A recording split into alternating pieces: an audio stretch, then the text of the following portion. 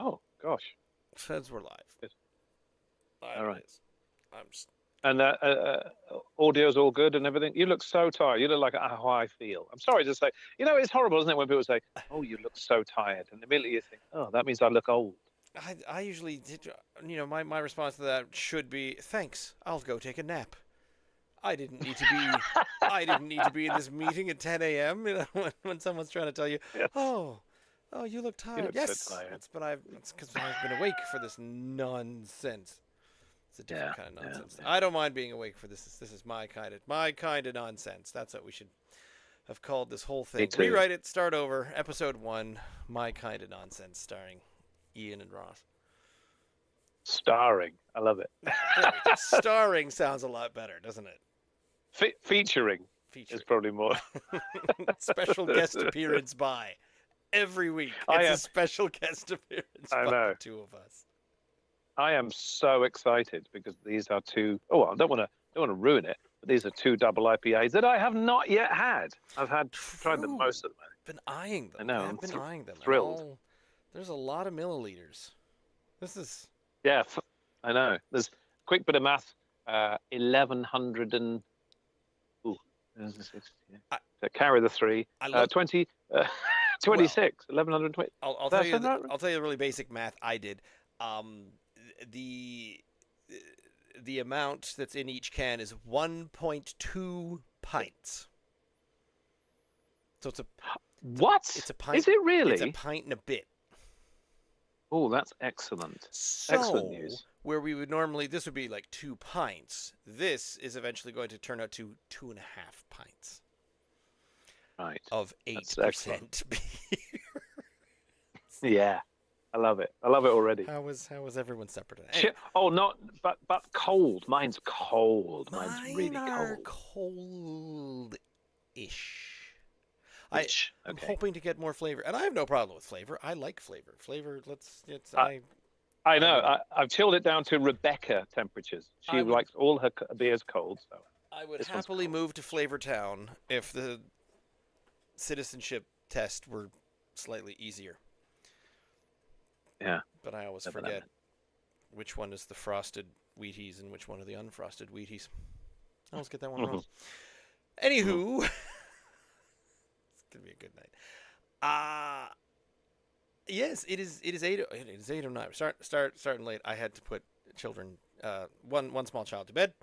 I am Ross. Joining me as my co-host Ian, and together bringing things back from the grave, we are attempting to drink Nova Scotia Dry, extra special beer tonight. One that we talk about. Two things. We talk about Bad Apple Brewhouse right behind me here, and we talk about Annapolis Brewing Company and them buying the recipes. And we kept saying, "Okay, you've got the box cutter. When's the next one gonna come out?"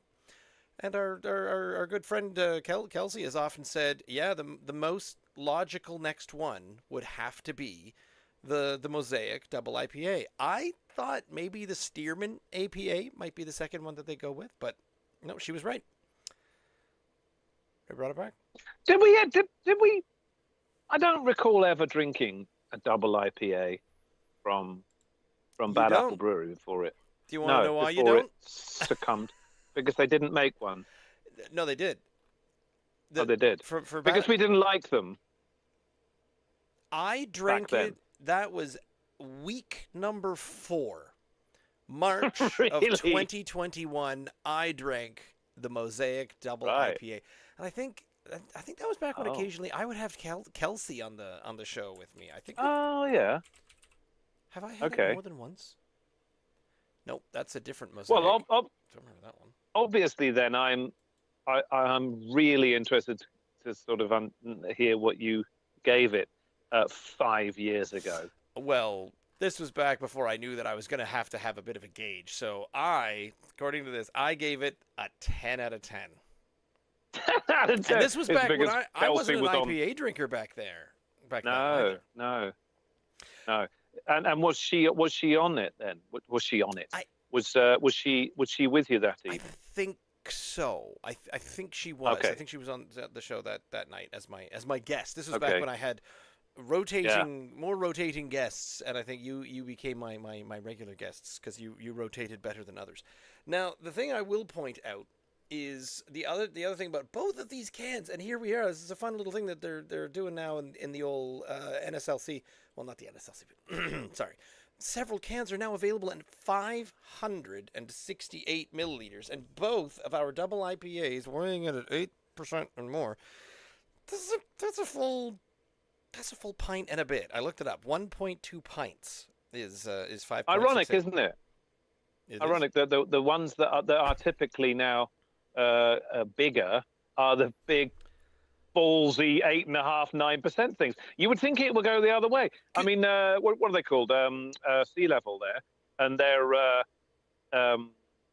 Westwood Ho, whatever it's called, and the those stouts and things that we had a couple of years ago. They're huge, big bottles of 9 and 10% things. I guess that's right. It's entirely possible that the goal there is share this with friends. Nah, balls. I ain't gonna do that. No. We buy 2 cans and go to 2 different places, and we're going to drink 2 of these. Damn it! Now, yeah, that's right. The can. Here they come. The so first of all, coming from, and this is from Annapolis Brewing Company. It does say it somewhere on the can, Annapolis Brewing Company. Yeah, brewed by. There's a logo there, but they are going with this similar can style. So same as the box cutter, they had the box cutter can for Bad Apple Brew House, and then but this one is similar, not identical, because what I learned is this butterfly logo, which was their Mosaic logo, the butterfly logo of Bad Apple Brew House, they kept the design. So they still own the design for the butterfly. Sold all the recipes and everything but specifically the butterfly. Now, it doesn't say anything also on the can, which is a little sad news, because on the old can, I was sent a picture of the old can, and the old can said Mosaic Down syndrome accounts for between 2 to 4% of all cases of Down syndrome. It's a particular type of Down. Brewed using mostly Mosaic hops, this beer is in honor of all the families affected by Down syndrome, including our own. And back when this was a Bad Apple Brew House beer, a certain percentage of sales, if not 100% of sales, beyond packaging and whatnot, went to. Now, what was it? It's the ribbon on there. So the colors, the yellow and blue ribbon. That's the one thing that I probably should have looked up. Mosaic, Bad Apple. What was the donation? Reddy's new brand. Brewed for charity. Charity. It's in here somewhere. Yeah, there's the old Mosaic logo, because it was the red and it was the yellow and blue. The ribbon was incorporated into the butterfly itself. Right. Buying the trademark. I don't like proud of the Mosaic Brewing logo. No,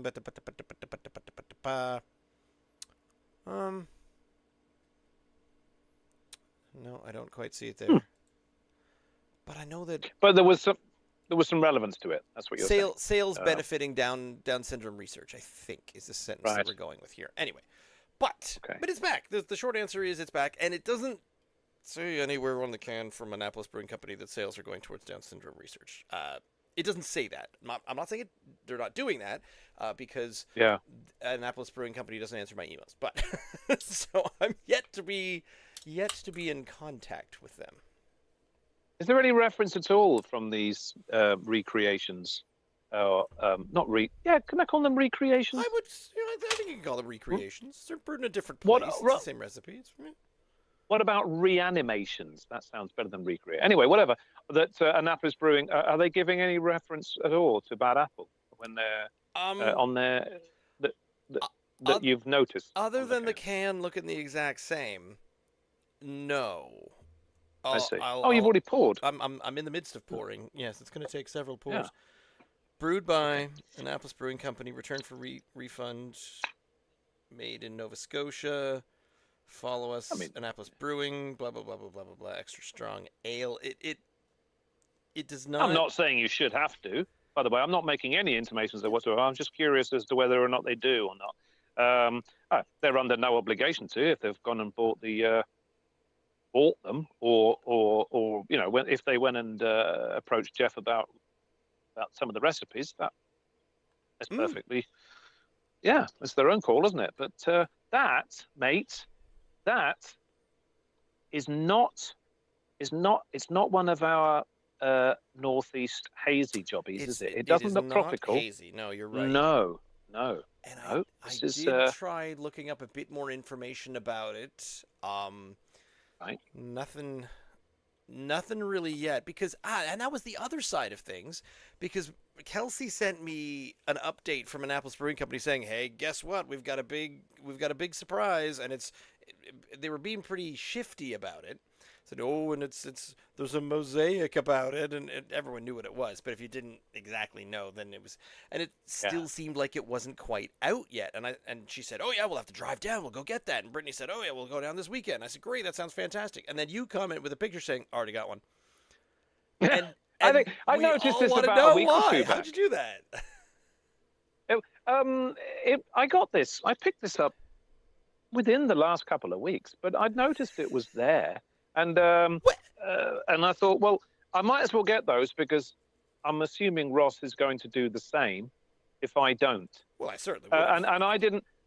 Yeah, absolutely. But I don't think I was first. It's not as if they just came on the shelf one day and I was there straight away. These have been out for a week or two before really? Yeah, I think so. Annapolis Mosaic DIPA. There they are. Yeah, it's in the NSLC. Tells me. Yep. Check other stores. There are 28 in New Minas. There's lots in Metegan, Middleton, Annapolis, Dartmouth Crossing, Hantsport, Greenwood. There we go. Kentville. They snuck in under your radar, evidently, but not mine. And that probably tells you something about me because I'm in the liquor store probably too often these days.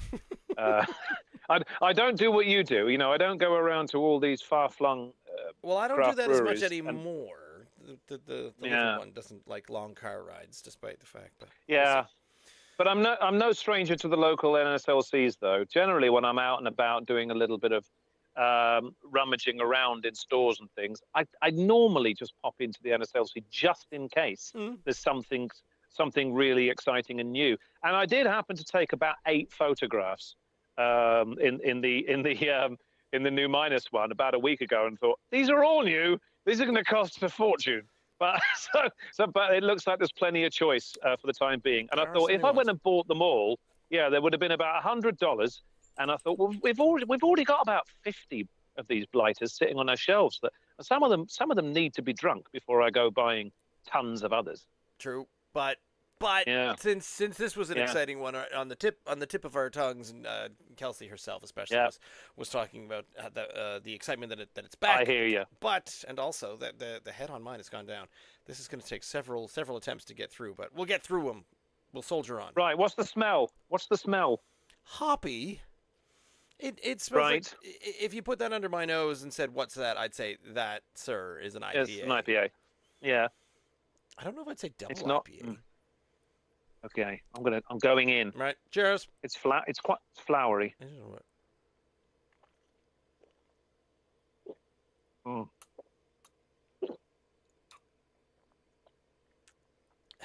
Oh, I've deserved that. Oh, it's been a warm day. Yeah. Oh, it's hidden. It's a middle. It's a middler. It is very flowery. On the nose, but that doesn't. The bouquet. It doesn't come through. The hoppy flavor is delightfully balanced. There's just enough of both. It's very smooth, isn't it?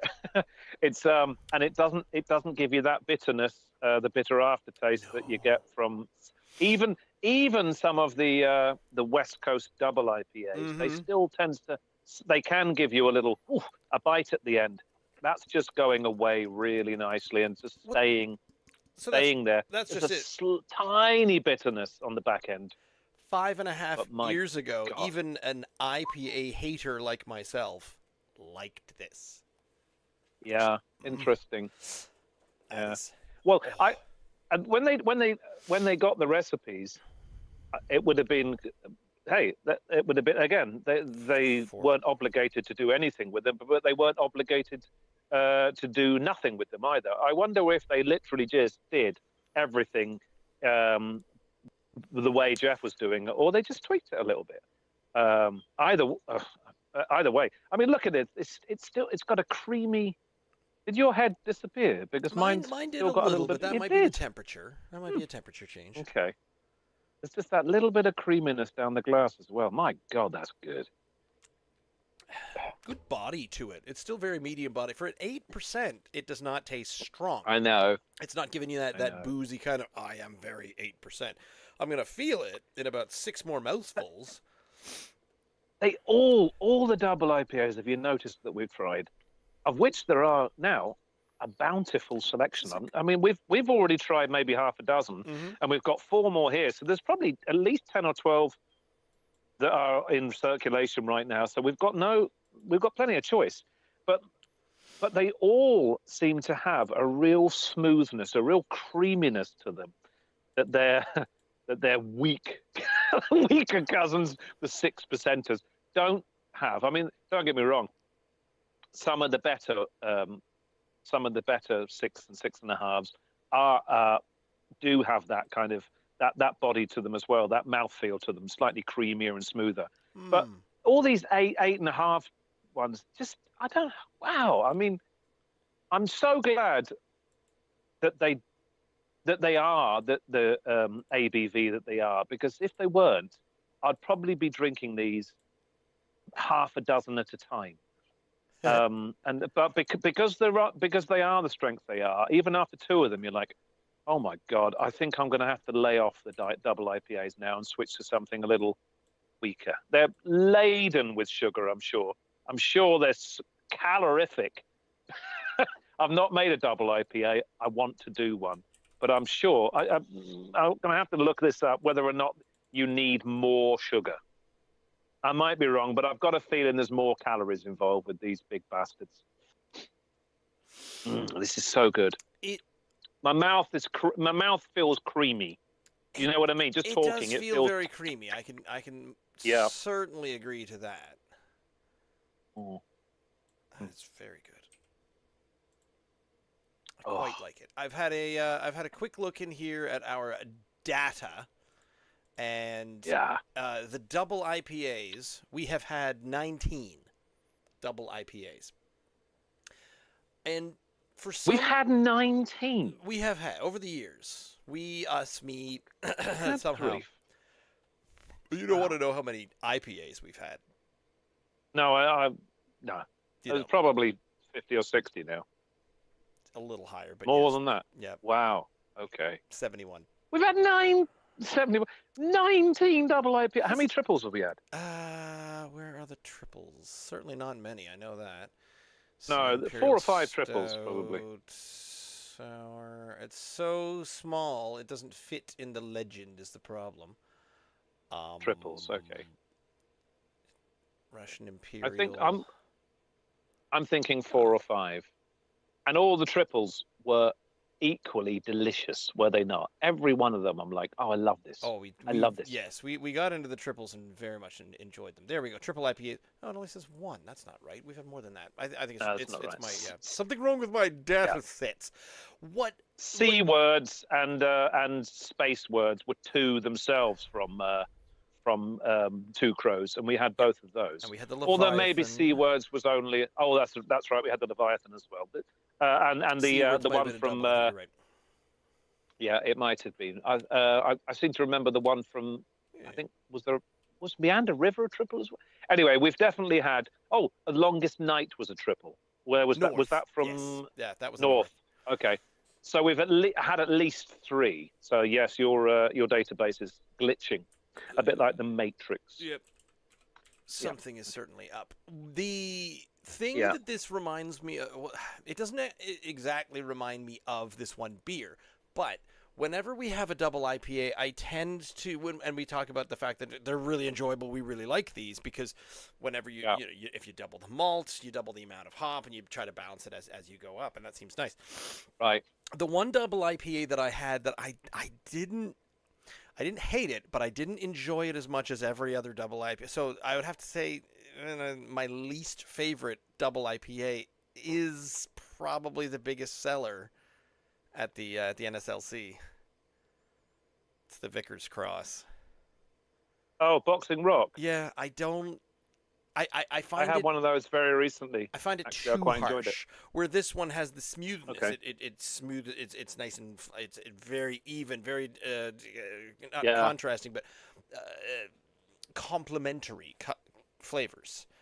Vickers that is Cross, a maltier one again, though, isn't it? That's right. It doesn't have the New England profile. It felt a little harsh. It's more of a right. Okay. Yeah. Well, I'm on board with that now. That's. I guess we've established that I'm more of a fan of the West Coast version than you are by this stage. So if it is still a little hoppy for you, a bit more bite to it, I'm kind of there now.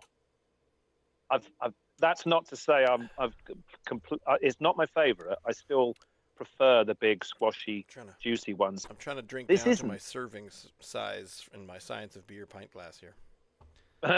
This isn't one of those. This isn't one of those. This is, I would say, this is more. What do they say? Prairie. This is a prairie IPA. We've just invented our own category.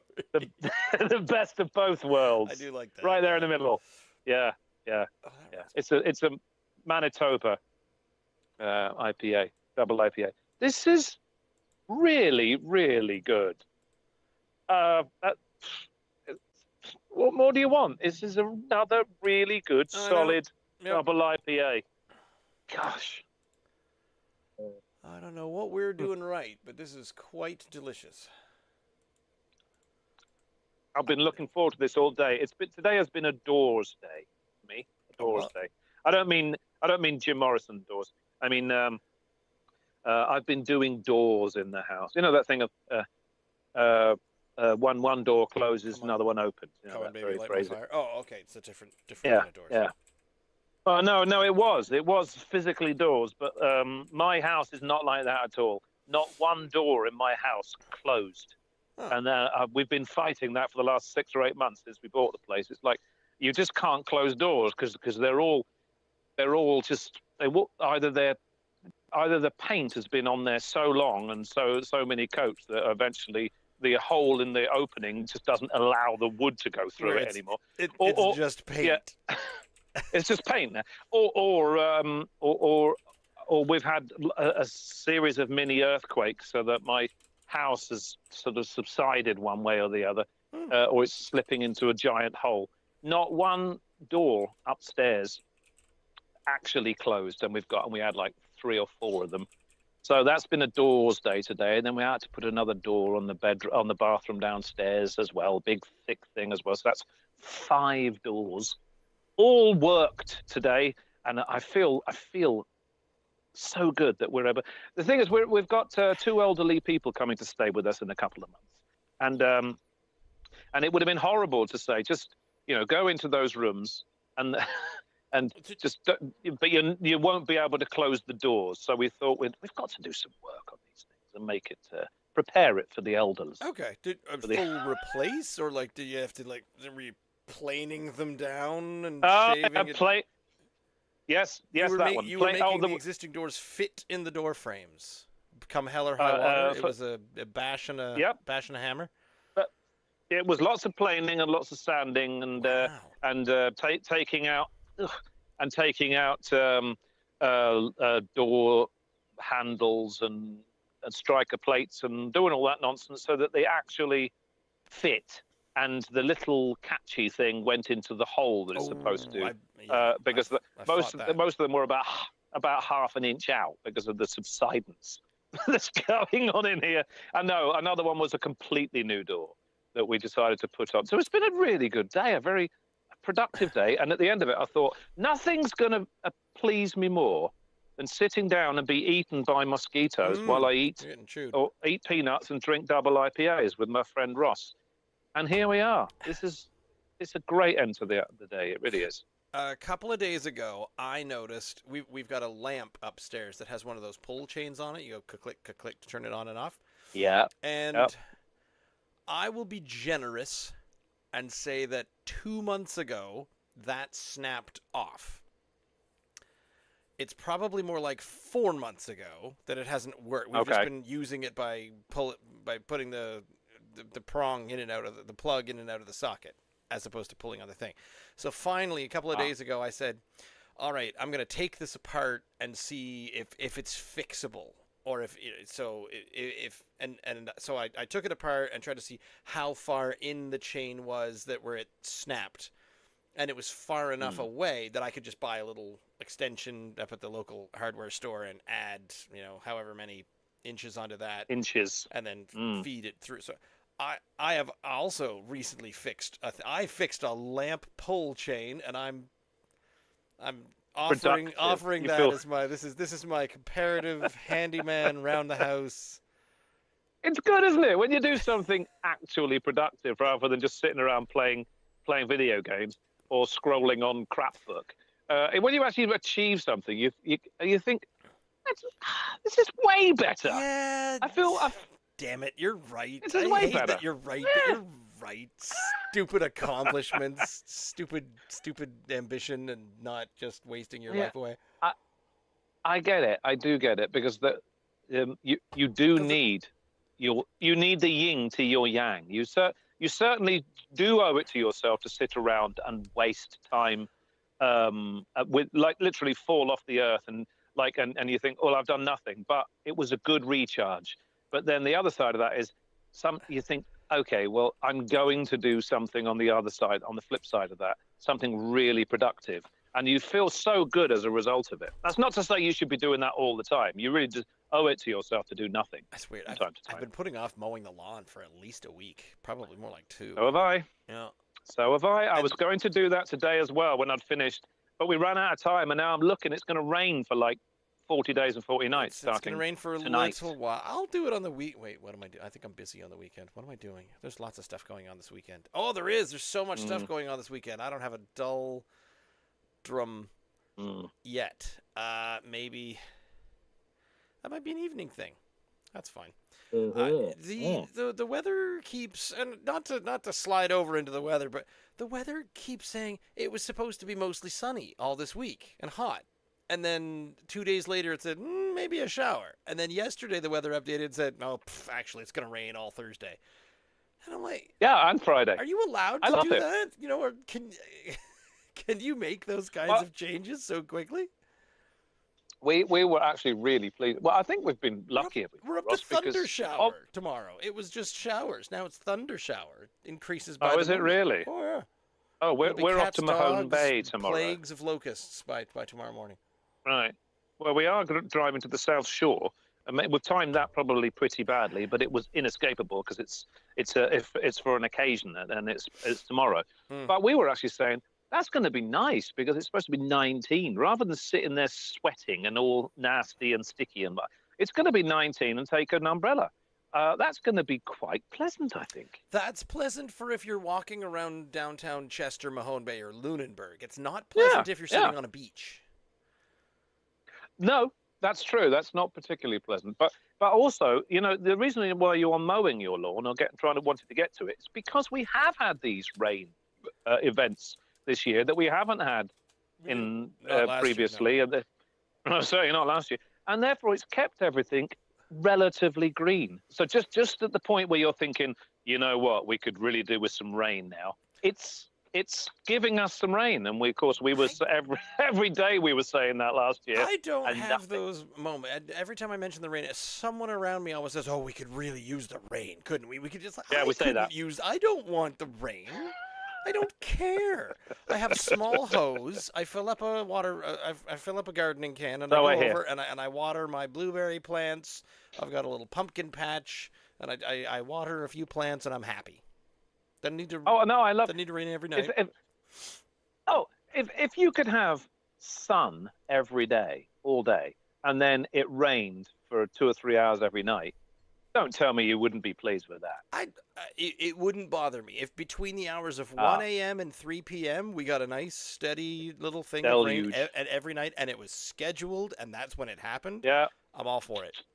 I'll absolutely. vote for you. That would be ideal. I'm worrying. Are you marking this? Are you marking it? I'm happy to give this. 10 out of 10 last time. 10 out of 10 in. But that was the official Bad Apple one, so it can't possibly be that high or higher. So I have room. I was about to say 9.3, but it's starting to give me a little bit of the bitterness down at the bottom of it. Is it changing slightly for you? It was so smooth up at the top, and then even with the repour, and I'm down here, and I'm sort of, I'm getting a bit of a starting to. I love it. It's starting to catch me. Is it really starting to do that thing that bothers you a little bit about 9.1. Some of the Westia? I'll happily give it a 9.1. How about that? That's my official score. I know what you're I know what you're saying. I know what you're saying. It's probably because a lot of I mean, it is filtered, isn't it? You can see there's nothing going on down there. But quite often some of the stuff does sink a little bit to the bottom, and I can see a tiny bit down there.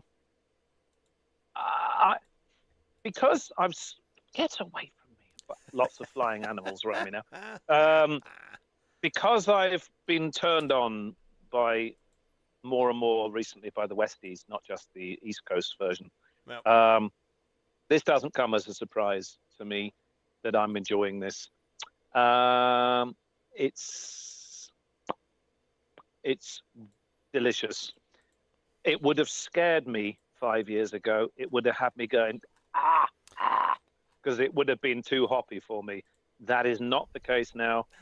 I could easily have another. It just so happens we've got another double IPA waiting in the wings. If we didn't have the other one, I would dash out and have another one of these, no problem whatsoever. Are you off to buy a 6-pack of these then?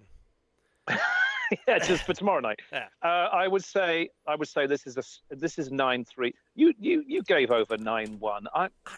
You said you were going to go 9.3. I'm going with a 9.3. I was until I started getting a bit of a bite at the tail end of it. So that is understandable because you're still happy even if that shift does change. Big time. 9.3. Right. I'm going to leave a finger or two down there because one, it's a big friggin' can, and two, I want a little bit of a mouthful as comparison, and three, I feel like I have to polish that off. I'm not going to make it through this next one. Yeah. Which is... Yeah, they're strong, aren't they? A wee bit. That's strong. Wee bit. Weighing in at slightly more than 8%. It's the 8.5%. This is from Big Spruce Brewing in Bedeck, Cape Breton, I believe, is the Demigod Organic Double IPA. Now, I'm curious as to what they think of the Demigod, but here we go. A mighty IPA of mythic proportions. This is a mythical beer. Wow. As soon as we drink it and it's gone, it'll be part of stories and legend. Born of restraint and excess in equal measure, Demigod is an organic double IPA of divine balance and force. Layered hop saturation, soft bitterness, and a smooth yet commanding finish come together in a beer that stands between worlds. Demigod is proof that power and precision can coexist. Bow to nothing, bow to the hop gods. I have thoughts. Have you read this description? This is my first time reading it. Born of restraint. Have they read myths? Do they know what demigods are usually up to? Who's got restraint or divine balance? Well, you strike me as being the kind of person that's going to know the answer to this question because it's a slightly nerdy question. You win trivia night for me, so fire away. No, it's a nerd question. And you know what? Yeah, no, you're a nerd. Come on, you know you are, and I know you are. And therefore, it wouldn't surprise me at all if you knew what a demigod is and what constitutes a demigod as opposed to a god? Part god, part mortal. For example, Zeus, god of Oh, thunder, king of the gods of ancient Greece, he comes down to Earth in a mortal form and marries and beds a mortal woman. That mortal gives birth to Hercules, or in ancient Greek, Heracles, if you want to be super correct about everything, which is fun. you see, I said you're gonna know this. We picked I knew. a question that I could nerd out on ever so slightly. Hercules is probably the best known demigod. I'm not sure if Perseus was one as well, but several of them. The most recent movie, The Odyssey, I don't think any of them were, because that now was the Odyssey is Homer's poems technically based on history, or is that mythology? What a good question. I don't actually. You did not disappoint. You've come right. Thank you. You've lived up to nerd tag quite nicely there. I don't think Achilles did you see it? or I have not yet. No, I don't think Achilles or Odysseus are described as being demigods. I don't think so. But the famous ones, Hercules, Theseus, maybe Perseus. They're the ones who they defeated the Gorgon, the Minotaur of the Labyrinth, Daedalus's Labyrinth, this and that. But you probably know Hercules, the 12 Tasks of Hercules. It was a Disney movie, for God's sake. It was, and they made it all about that, which cracked me up because they made a Disney movie all about Greek mythology, and what was the style of music? Christian gospel. Hey, well done. I never a louder record scratch in the inside of my head than when that movie started, and I went, "You're singing what now?" I've never seen that one, I must admit. But I was going to watch Odyssey because they've just had, I think 2 weekends, maybe I'm wrong, at the drive-in, at the Cambridge drive-in. It was a double bill with that and the other movie I wanted to see. What was it called? The horror thing. I forgot what it was. Anyway, the room one or the girlfriend one? I don't even know anything about it. It says go in not knowing anything about possession. Is it? No, it wasn't called Obsession. Obsession, right? That I wanted to go see as well because I just heard. I've got no idea what it's about. Yeah. Anyway, I was told to go in cold, but it's very, very good. That's fair. So therefore, I thought, great. We haven't been to the drive-in for a good couple of years. That's something. Then we'll make that. We'll make that our goal on my weekend off. And I said, and it came to the weekend, and I said, and Rebecca's like, I don't know if I really want to do that. I said, well, in that case, I'm going to be going on my own then, because both those movies I really want to see. And she was like, yeah, but it's going to be 5 hours long. And I said, doesn't matter. I'm okay with that. Anyway, 8:30 in the evening comes around, Ross. 8:30 in the evening comes around, and I am asleep on the sofa. And I kind of came to. And I said, I can't do this because it was the Sunday night. It was the last night. I said, I can't do it. She says, I know you wouldn't. How the hell am I going to stay awake till 2 o'clock in the morning when I can't stay awake till 8:30? That's true. This is even past my bedtime. Was it right now? Was it a double bill? Because it would be amazing. Because I know that the drive-in does the double bill. So what was the second part of it? Please tell me. Obsession. It was upset. So it was 2 new movies. Because what you need to do is you watch Troy first, because Troy is the Iliad, the first of Homer's poem, and the Odyssey is the Odyssey, which is the second of Homer's poems. So the Iliad is, screw this, we're sailing to Troy because someone's stolen Helen and we're getting her back. There's Troy. Knock it down. That's the Brad Pitt one. Yeah, that's the Brad Pitt one. Where Odysseus was played by, I want to say Pauly Shore. Sean Bean, was it? Did you say Wallace? Yorkshire Sean Bean. Did you say Wallace Shawn? I said Pauly Shore. Oh, I don't know which one would be funnier. I have no idea. They would both be great. So anyway, so the Odyssey is all about getting home. But it's about getting back home after this war, because it took them 10 years to destroy Troy, to attack and destroy Troy. and they were gone that long, and then it took another, I forget how many years, and so it's all about him getting home, and it's Odysseus's trip back to his wife and his family, and all of the adventures and mishaps that happen along the way. Now, it's a good story. You know, I've seen it, I've read it. It's pretty good. But here's the thing that's stopping me from just hopping into the movie theater and giving them my $50 or however much it costs to go watch a movie in their stupid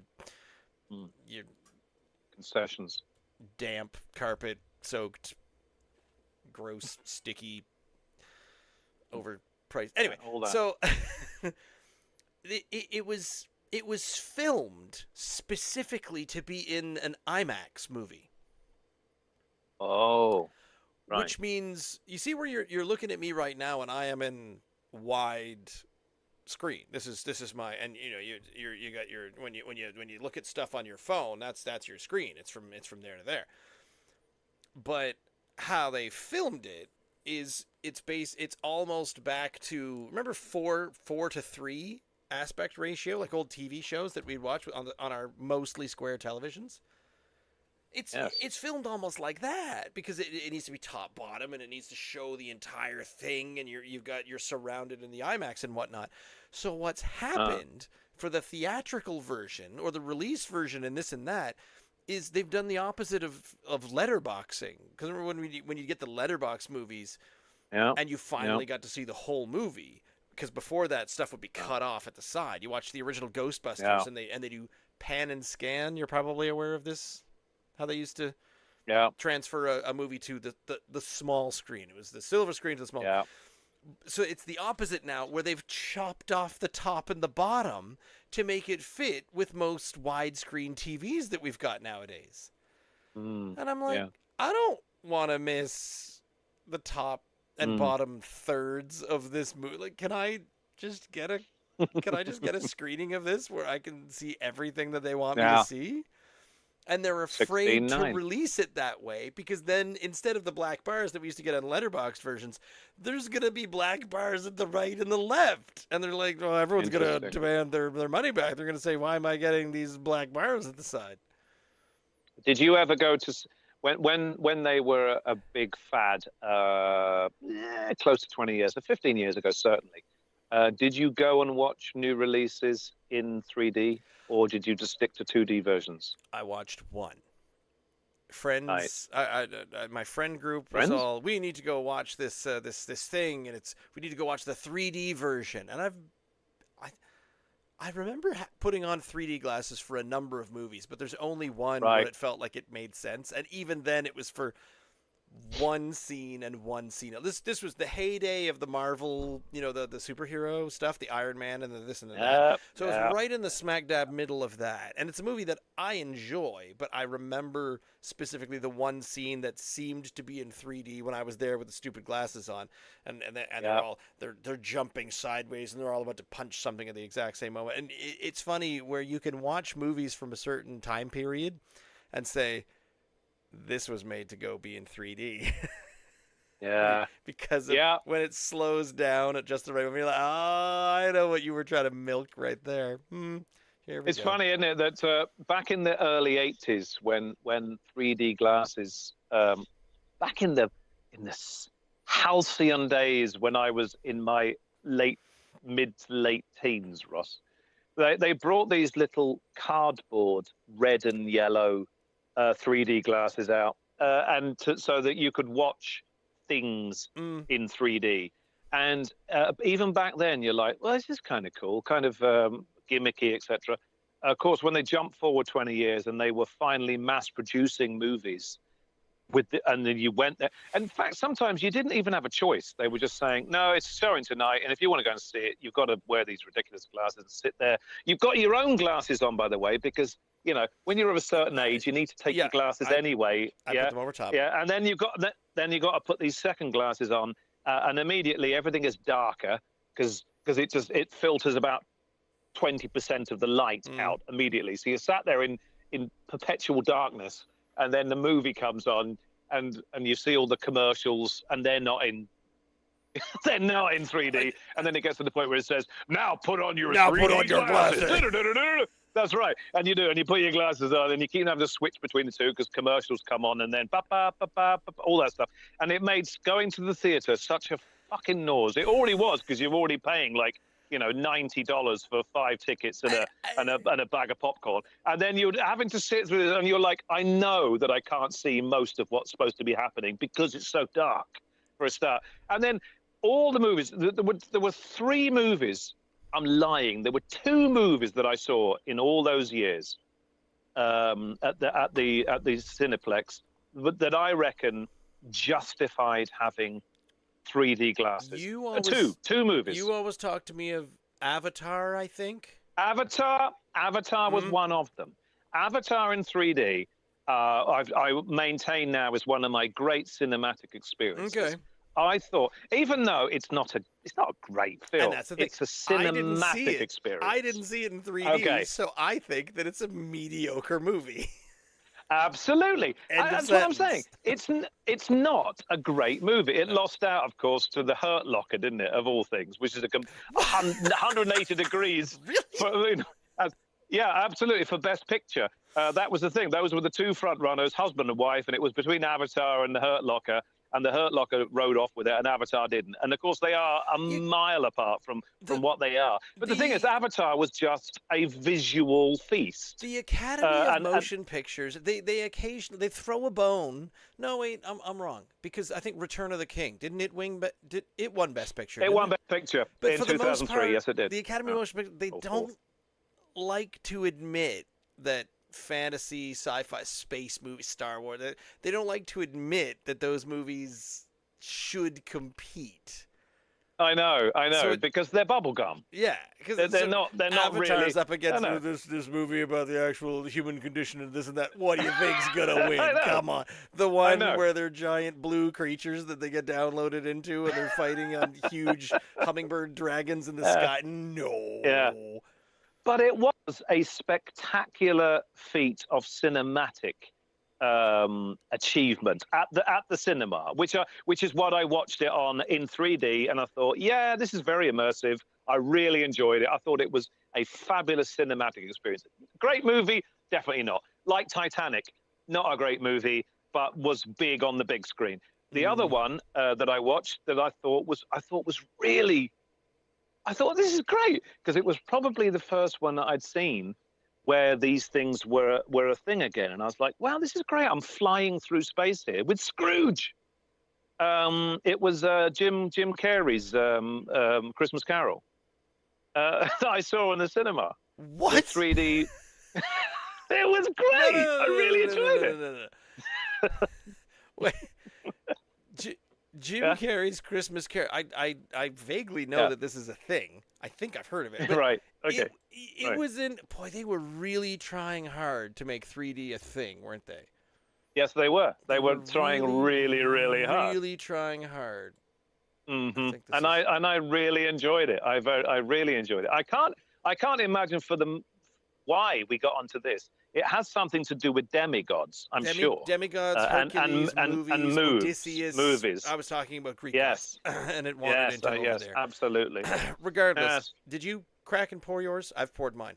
No, you did. Is this another one of the same ilk? Is it a Wester? I mean, I read it. Didn't we read it? Organic double IPA. It didn't mention. It says divine balance and force, layered hop saturation, soft bitterness, smooth yet commanding finish. But it says there was no balance. mention of tropical. There was no mention of tropical fruits or haziness or anything that we say. Oh, good. No mention of that. No. I think this is going to be another Wester. I'm smelling biscuits. I am smelling a barley, more of a barley, and malted smell is coming off of this than a hop. Okay. What do you think? Malty is right. Are you getting biscuits? Are you getting like that? Is a wheat? That is a chaff of barley. It's really quite sweet. Is that because it's the old organic stuff that Big Spruce are massive on? Are they not? Do you think this is going to be more of one of those North alternate reality kind of kind of IPAs. I hope I don't so. mind that if it is. And I was going to say I don't mind if it is. I'm fine with it. This I because love this the other one, can. the Mosaic, smells like a hoppy beer. This one smells like a malt forward beer. This one smells like it's nothing but grain, and they like tossed some malt in it or tossed some hops in it from the other room, and most of it missed. I love the can. You know how cans they've always got the silver top.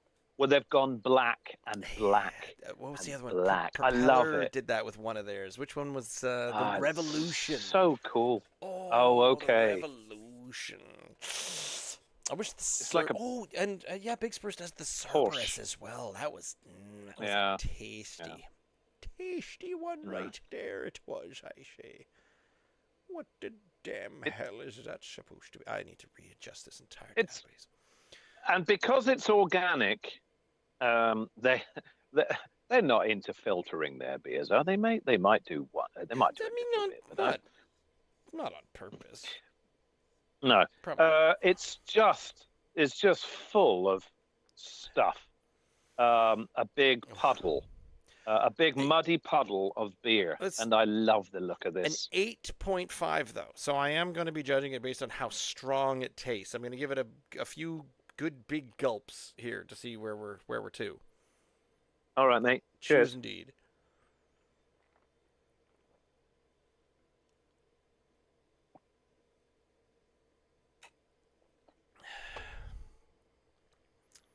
Oh, God! There. I was thinking for the first two or three. I was like, wow, that's not too dissimilar to the Mosaic. But then, wow. It went, this is organic. This is like your home brew. All of a sudden, it hit me halfway through it. Really? Okay. Yeah. It was like, go on. I'm still getting a very cereal, biscuity, very much like the Malternate reality. That memory of the Malternate reality, which was just chewy, a very like a sweetened. It's so malty, it's sweet tasting. There's almost a caramelized kind of flavor to it, but then. Getting those gulps down, and I was about to say this is the Malternate reality, very much so, and all of a sudden, right at the tail end of it, the 8.5% kicked in. Oh, and it was the strength that you got. It just leaned in and sort of said, "You know what? I'm a very strong beer." And here you are. I got homebrew. I got homebrew out of it. Did you? Like it was the smell I got from the bucket. When I was transferring it over. Oh, like a wort. Oh, yes, the wort. Absolutely. Not the wort. The wort rather than the wart. Look at that. Look. I know. It just looks. Oh, this is my kind of this muddy, kind of plumbing mistake tap water kind of look. But it's growing on me so much that it's just this. Oh, this orangey soup, this thick. Oh, I can't wait to just get into a beer that looks like. I mean, it is definitely two different styles. This nice, clear, here you are, have a classic beer. And this one is just shoved a bunch of stuff in a glass, drink it at your own risk, go and. But by the way, it is still incredibly smooth. Again.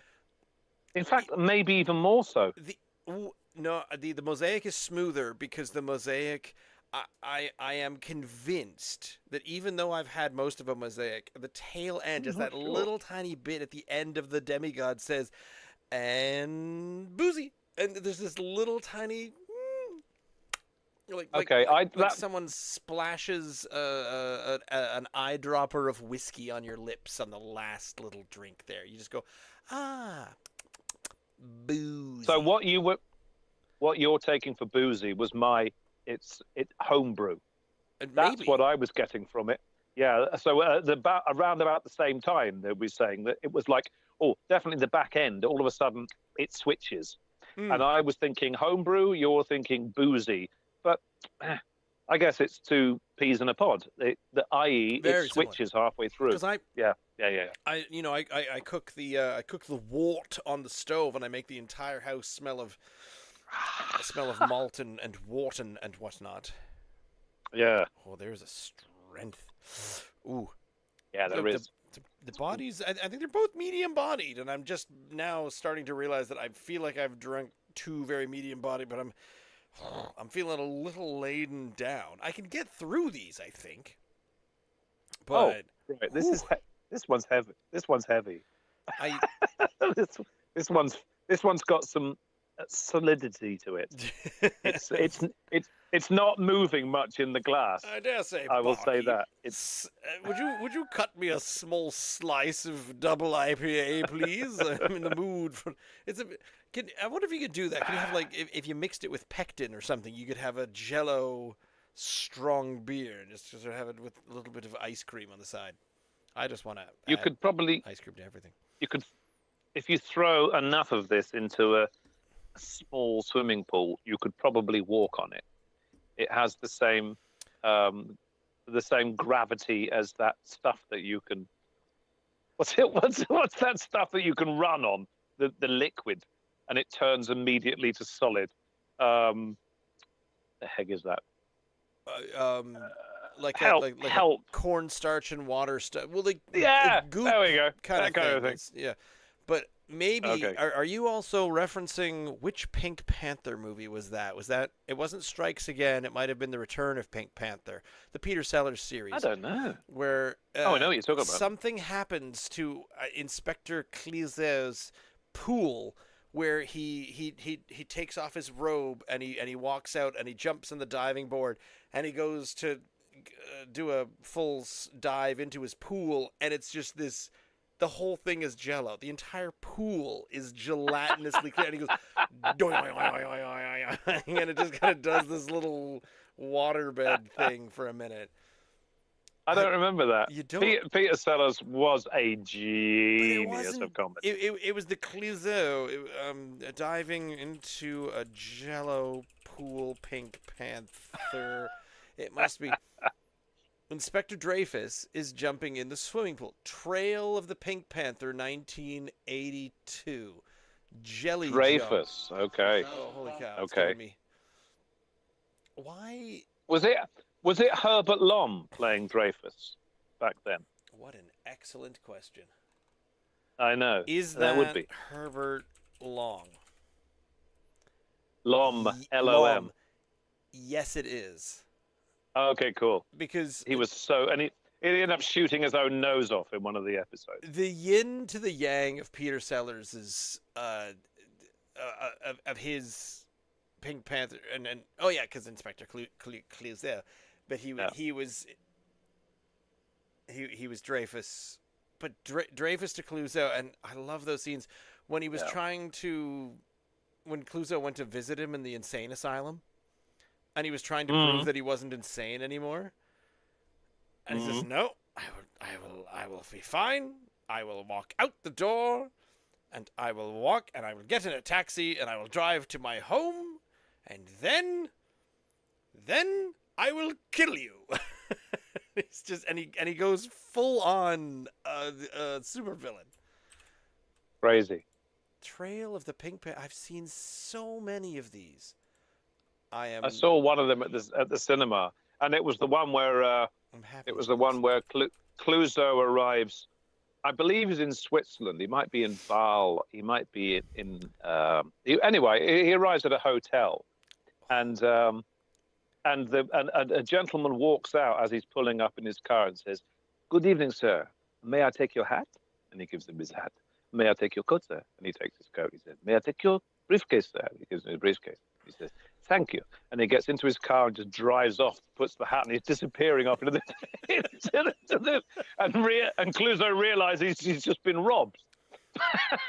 There's another one when he's trying to get closer and closer. I think this was the Pink Panther Strikes Back, because it's funny, they were all the different Star Wars titles, but the Pink Panther Strikes Back, I think so. And he made his way into the Austrian into the Alps somewhere, and he's trying to check into a hotel. And he says, and he's managed to check into Does your dog bite? And he sees the dog on the floor. Does your dog bite? Yeah. No. Yes, wow. And the dog tears a chunk out of Thought you said your dog does Yeah. not bite. That is not my dog. One of the great lines in cinema. I know. Yeah. So again, these were the things that I grew up with. Now, when you were talking about being 14 and what were you watching? It was movies or something at a certain age. Oh my God, this was minutes ago.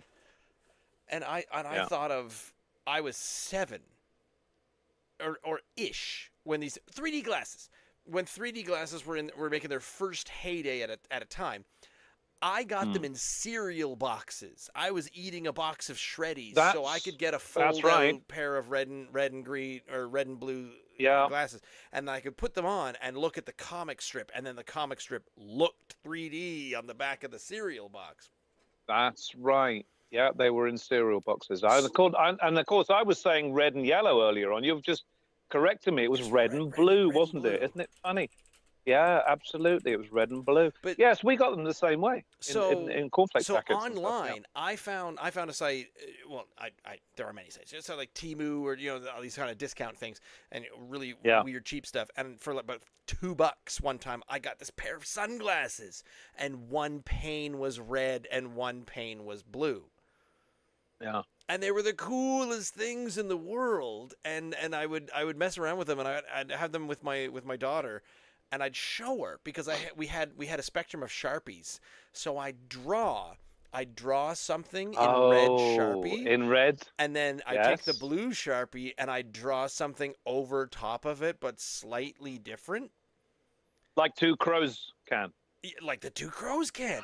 And she put on the glasses and she'd say, huh? And it just didn't make sense. And I said, this was what cereal was like when I was a kid. And she got it even less. And she had no idea what was going on. I'm going to need to do the exact same thing. I'm looking up online. Amazon's got 4 pairs of red and blue 3D glasses for sale for $10. So I think we got to do that. Good grief. They still have them for sale. We need to bring back the old school, because wasn't there in the original Back to the Future movie, the one where they went back to the 1955, there was one character, Jaws.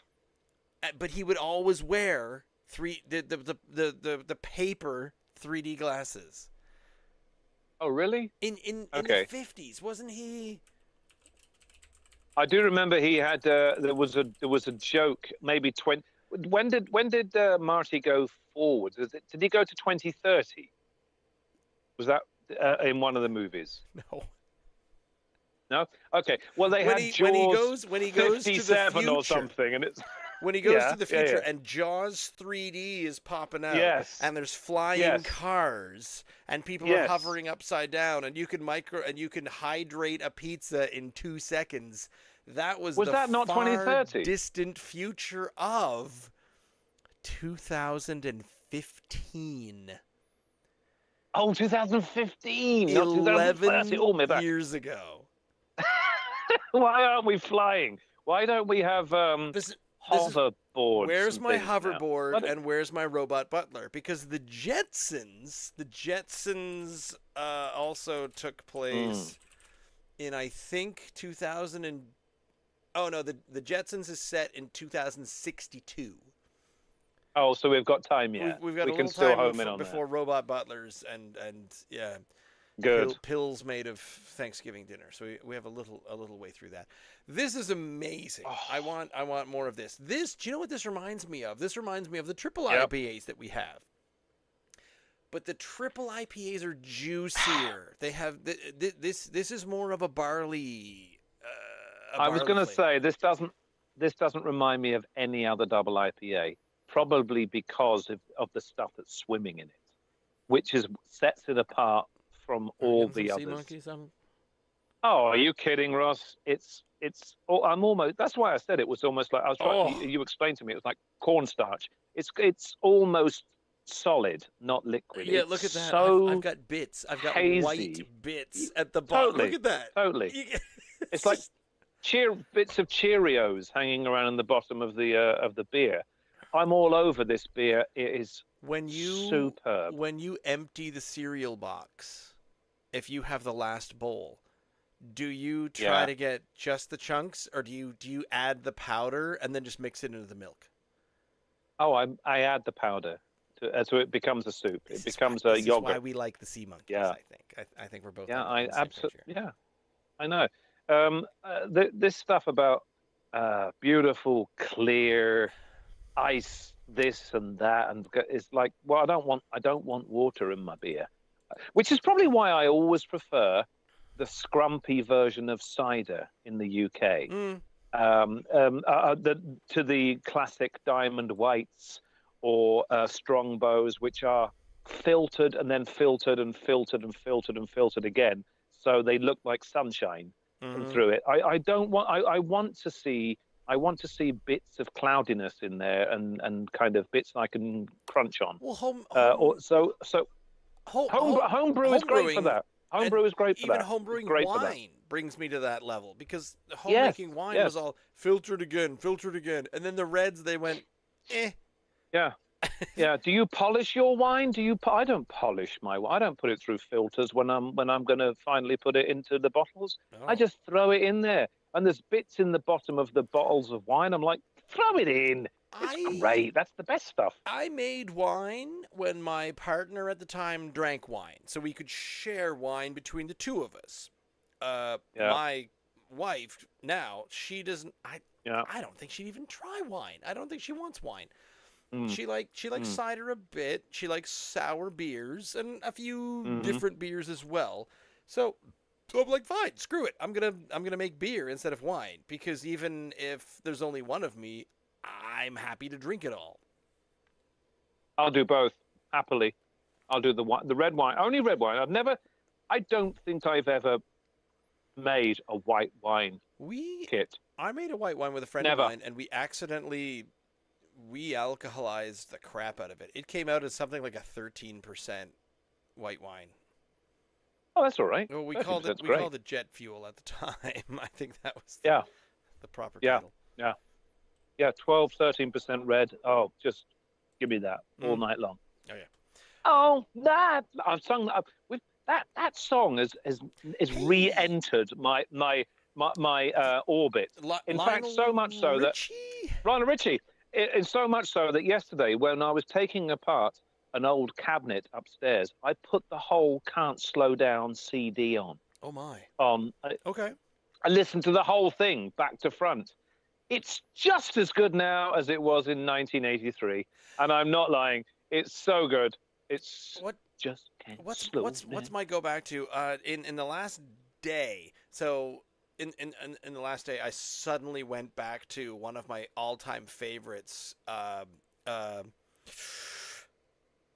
crap! I want to say Third Eye Blind. I don't know any of those. I know the name of the band. They had "Semi-Charmed Life" was their big hit. That do do do do do do do do do do. Oh yeah, it was pretty schlock. Yeah. But they had two other amazing hits. One was, I don't know if they were hits. Jumper was one of them, which was basically about, I mean, honestly, the first line of the song was, "Wish you would step back from that ledge, my friend." It was basically about talking down a jumper from jumping off of a building. But it catchy as all get out. And then the other one is this one that I've got stuck in me, and I used to play. So I've now put it back in rotation for me trying to learn again. And now I have to really try with all of my brain power to remember what the name of the damn song is. It was because now I've got 2 double IPAs. I've got Semi-Charmed Life stuck in my head, and Jumper and oh my, hang on 4 seconds, because in talking about music, while I'm looking this up, I will say thank you very much for saving me. The music that gets stuck in our heads and it just lightning strikes, and then you're like, oh my God, here we go. And I had a song, and this is the second time this has happened with Pink Floyd, where the Floyd one. Yeah. I woke up one morning, this is many, many years ago, on New Year's Day, and I had Hey You stuck in my head. And I didn't even know I knew that song. I didn't know that I knew "Hey You" by Pink Floyd, and it was stuck in my head. And then several weeks ago, this riff and this line and these the melody of the lyrics, none of the lyrics themselves, which is why I'm such a terrible musician. and performer, popped in, and I had it. It was right there in my head, and I was about to reach out to you because I thought, I'm pretty sure this is a Pink Floyd thing. And I tried listening to multiple Pink Floyd albums, and I couldn't find it. I think I was just circumventing it perfectly. And then the next day, I went, I'll ask Ian. What? Right, I'll ask Ian. How does that song go? Damn it, it's gone. It's gone. It's totally gone. And I couldn't remember it. And then a solid week went by, and it was just kind of floating in my head. And I showed up. It was one morning. It was 11 o'clock in the morning on a Saturday, and it came back. And it was that. And I went, there it is. It's back. It's back. Quick! I gotta send a message. So I sent a message to you, and it was just a voice message of me in the middle of nowhere, just sort of saying, "Hey, here's the thing, and I gotta ask you about this tune. I gotta ask you how this goes." And I was, and you immediately sent back with, "That's Time" by Pink Floyd. That is exactly the song. I was gonna say. It's not "Hey You," it was Time, but Rebecca said, like, that's Time that he's talking about, and I said, I recognize it totally, so I sent it back to you. It was 5 or 6 years ago that I woke up on a New Year's Day, and all of a sudden I just said, "Hey you, out there on your own, sitting naked by the phone, would you touch me?" And I feel like I've never heard that song, but it was stuck in my head, just the same way that Time was. So, okay, I did look it up. The Third Eye Blind song that I love, and I performed several times, is called "How's It Gonna Be?" I do not know that. I'll have to send it to you at some point. Do not. Send it to me. It's a bit grungy. It takes maybe a little bit of...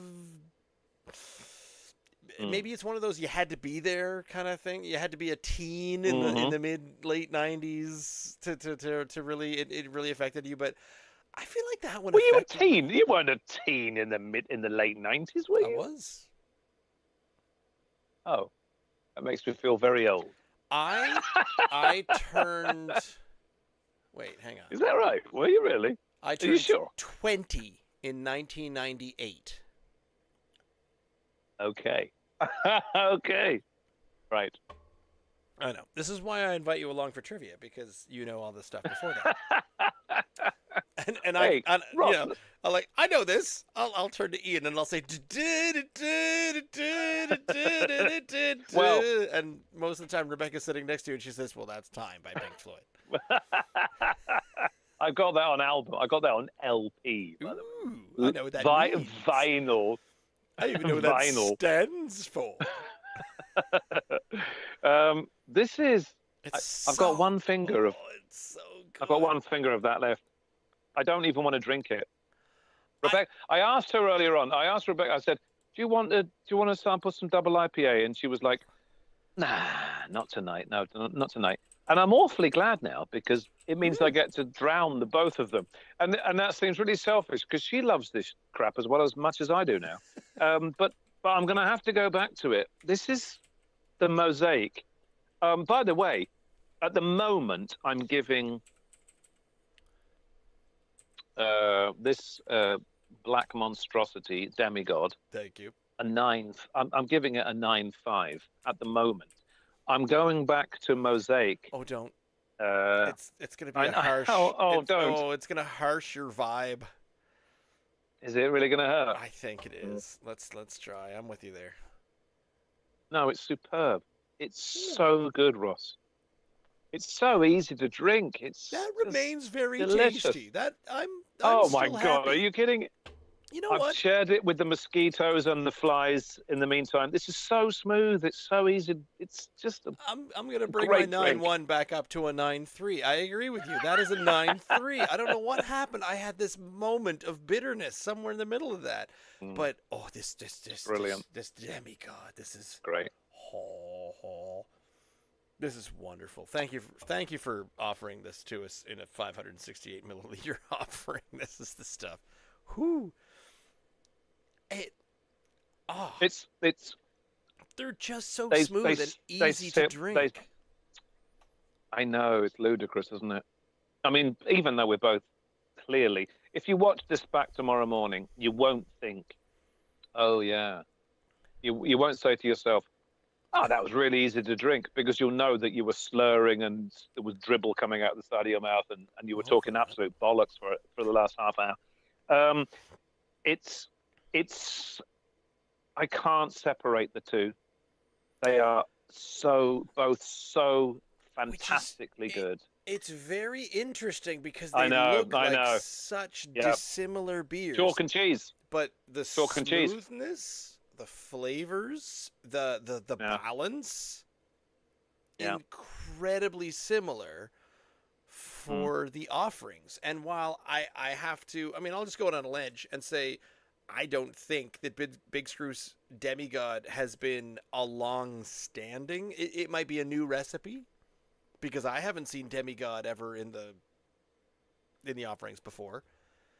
But Mosaic, this here is at least a 5-year-old recipe, if not more. I mean, I think Mosaic has been around for a very, very long time. Whereas Bad Apple does good. Here we go. 2015. Right. 11 years. And if the mythical waiter/waitress comes around and says, would you like another one of those? Absolutely. I'd say no, thank you, because I'm out of here. Good night.